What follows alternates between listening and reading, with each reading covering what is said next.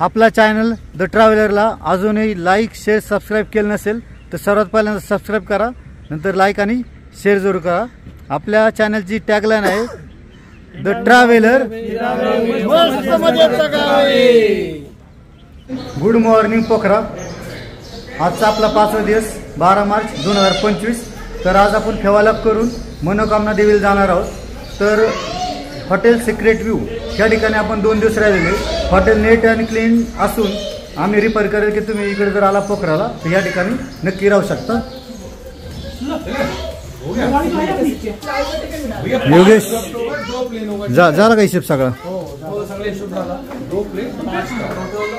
भैया आपका होटल वगैरह अच्छा है, थैंक यू वेरी मच। आप क्या बोल सकते हैं? बोलिए पोखरा के बारे में, बोलिए क्या बोल सकते हैं? पोखरा बहुत अच्छा जगह है। हाँ। आप फैमिली लेके घूमने के लिए आइए, थोड़ा दिन टाइम एक्सपेंड कीजिए।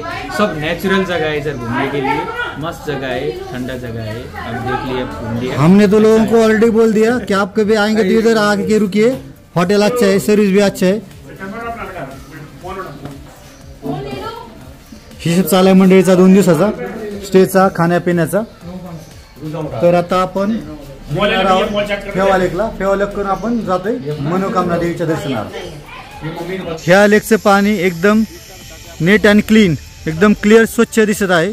आणि लेकच्या एका बाजूने पूर्ण डोंगर घेरलेला आहे लेकला, आणि दुसऱ्या बाजूला पोखरा सिटी बसलेली आहे।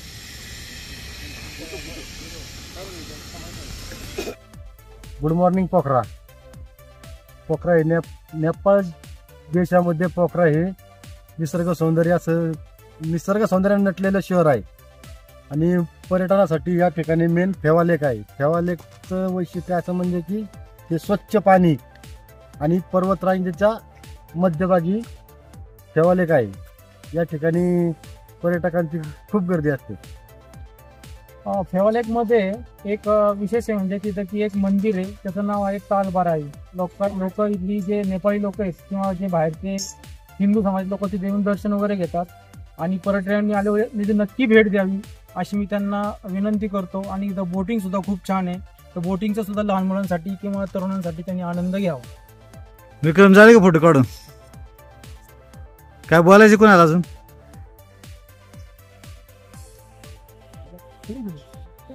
1 2 3 4 1 2 1 राहिलं माग। अशाच गंमत जम्मत करत रील्स, शॉर्ट्स आणि व्हिडिओ तयार केलेले। आपण आता मनकामना रोडला डिझेल पंपवर आलेले। तर नेपाळी करन्सी मध्ये डिझेल 154 रुपये 50 पैसे हा रेट आहे इथं। म्हणजे आपलं जर इंडियन करन्सी मध्ये कन्वर्ट केलं तर ह्याचे चार्जेस होतात जवळपास 97 रुपये। डिझेल हे भारतापेक्षा नेपाळमध्ये 7 रुपयांनी महाग आहे। आपण पाहू शकतो ह्या ठिकाणी रेट आहे 154 रुपये 50 पैसे। तर आता आपण डिझेल भरतोय। या ठिकाणी इंडियन करन्सी चालत नाही, तर त्यांना नेपाळी करन्सी हवी, परंतु आपल्याकडे नेपाळी करन्सी संपलेली आहे। तर आपण आता इंडियन करन्सी देतोय। त्यासाठी त्यांनी आता आपले चार्जेस जे आहे इंडियन करन्सी नेपाळ करन्सी मध्ये 1.6 जे डिफरन्स आहे तो 1.5 ने डिझेल टाकून देतोय। तर आपण मग सध्या तात्पुरते फक्त 9 लिटर टाकतोय 1500 रुपयाचं। नंतर पुढे गेला आपण टँक फुल करू, ज्या ठिकाणी आपल्याला 1.6 ने किंवा नेपाळी करन्सी चेंज केल्यानंतर आपण डिझेल भरू, टँक फुल करून घेऊ त्यावेळेस। पोखरा ते मनोकामना काठमांडू या रस्त्यावर बऱ्याच ठिकाणी रस्त्याचं कामकाज चालू आहे, त्यामुळे थोड्या अंतरासाठीही जास्त वेळ प्रवासात जात होता। काही ठिकाणी एवढी धूळ उडत होती की जणू काही भर दिवसा आपल्याला धुकाचे दर्शन घडत आहे असेच वाटत होते। अशा रस्त्याने मार्ग काढत पुढे प्रवास करताना मुगलिंगच्या अलीकडे एका छोट्याशा शहरात पोचलो। तिथे काही फ्रुट्स घेण्यासाठी हॉल्ट घेतला।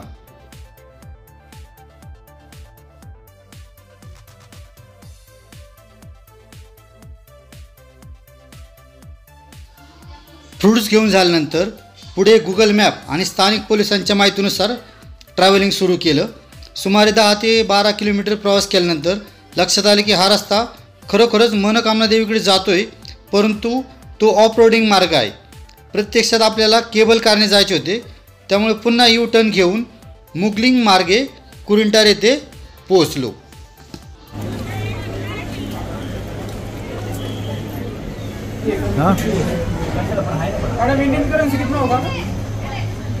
जर आपण मनोकामनाला बाय रोड येणार असेल तर गुगल मॅपला जर मनोकामना टाकत असेल तर तो पूर्ण रस्ता कच्चा रस्ता पूर्ण डोंगराने जातोय.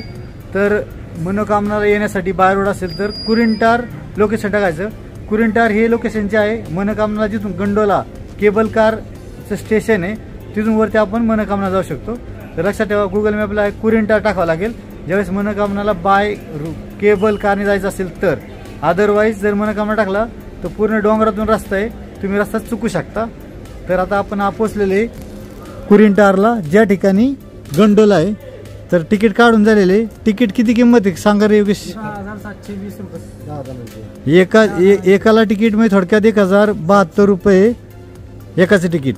हे नेपाळी करन्सीमध्ये आणि ते जर इंडियन करन्सीमध्ये कन्वर्ट केलं तर होतील 670 रुपये.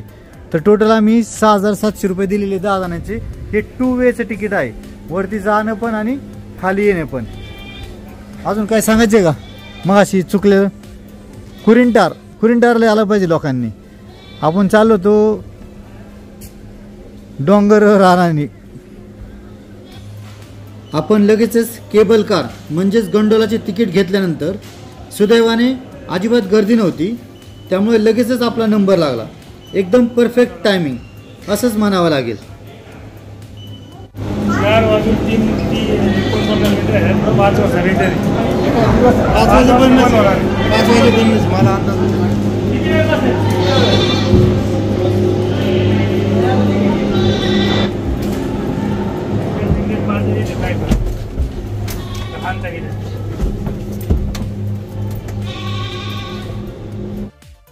हा सीन पाहून लगेच शम्मी कपूरची आठवण झाली.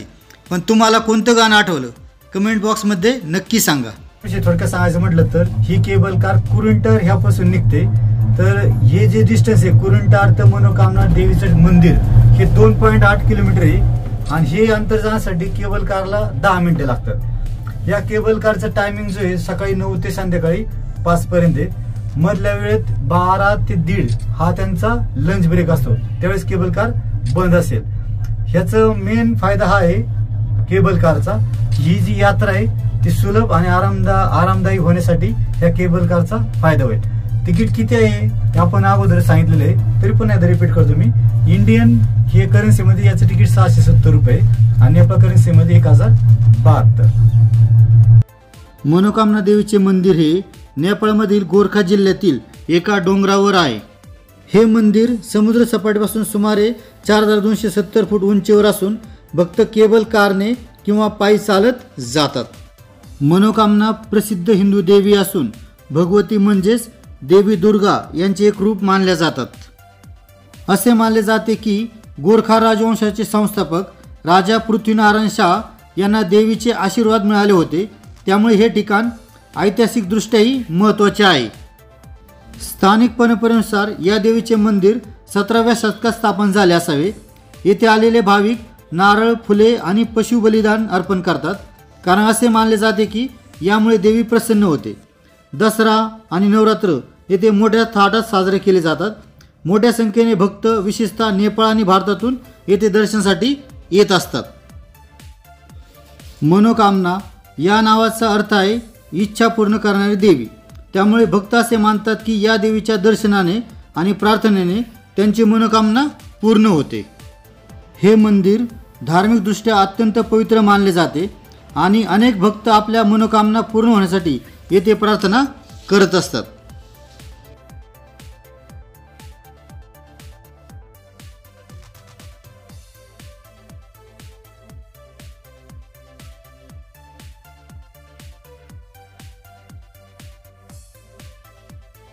गर्दी नसल्यामुळे आपल्या मनोकामना देवीचं दर्शन अगदी सहज आणि लवकर झालं.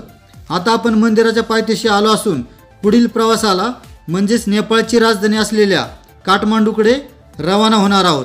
चला तर मग पुढच्या प्रवासाला सुरुवात करूया. आता आपण नेपाळची राजधानी काठमांडू रोडवर आहे. तर या ठिकाणी क्लिफ साईड हॉटेलमध्ये डिनर केलेलं आहे. तर डिनर करून झालेलं आहे, 9:15 वाजलेत. आता असं डिसाईड झालेलं आहे की जाऊन काठमांडूला स्टे करायचंय.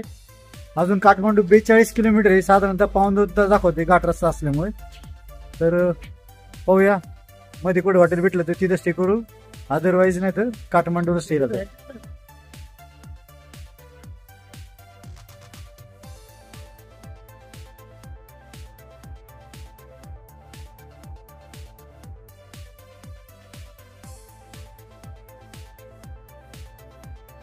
मनोकामनाचं दर्शन घेऊन झाल्यानंतर कुरिंटर पासून आम्ही 5 वाजता निघालो काठमांडूकडे.